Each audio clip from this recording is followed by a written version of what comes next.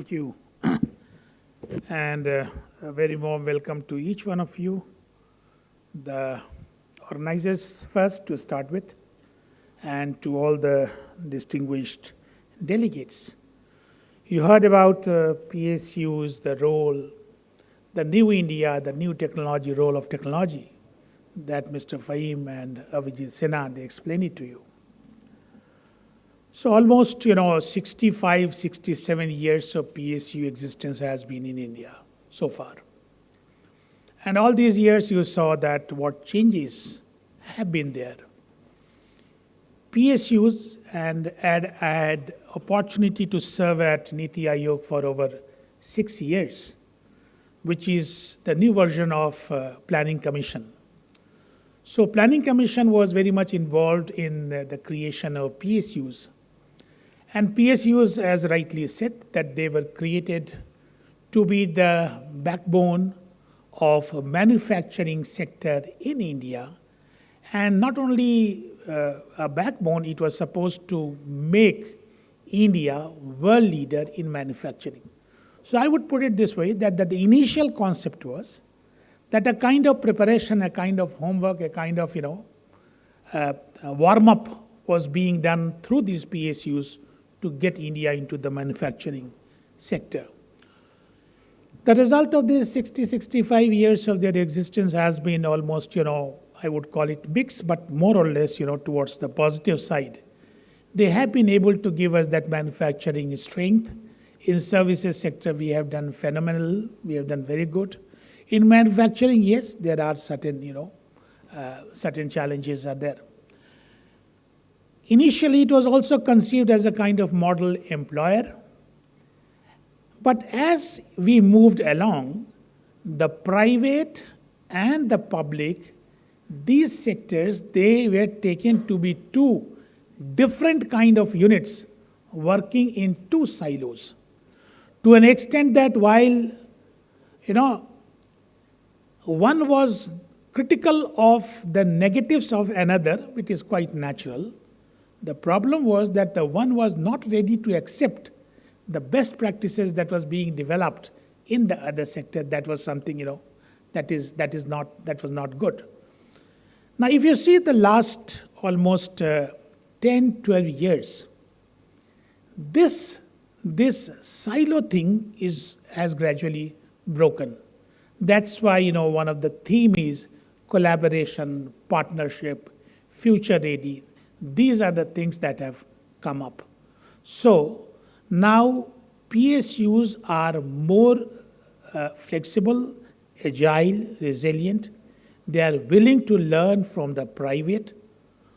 They don't have that element of trust. Distrust is no more there. Same is case with private. Private sector is willing to work very closely, willing to create knowledge product, bring new technologies, work in new streams with the PSUs, and together they are, moving in direction of making India as a world leader. Future ready and digital India. These are the two broad themes. So if you see the last 4-5 budgets, continuously there is a focus on digital, there is a focus on sustainability.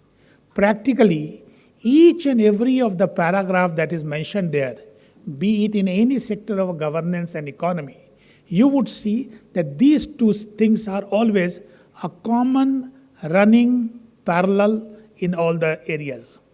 So, the role of data sovereignty, security, the creation of data centers, how to make them all the more sustainable, how to create a relationship where the growth of data centers do not tell upon the efficiency in energy distribution. So all these things are, these are being thought of.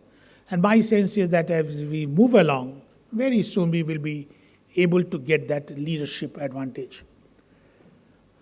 As I understand that many of you are from PSUs and quite a good number of you are from representative from private sector.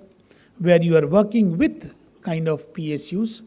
It's time that both of them work with a kind of closer integrated approach so that we are able to move forward. And as our Prime Minister rightly says, that this is the time, this is that generation advantage that is there with India. So in what he calls the new PDH. So this 25 years in which 3 years have already passed, another 22 odd years that is there with us. In these 22 years, we are supposed to be pulling off and ensuring that the country is able to achieve its greatness. We are doing awesome. Sometimes we feel that we are missing this and we are missing that. But in aggregate, we are doing wonderful.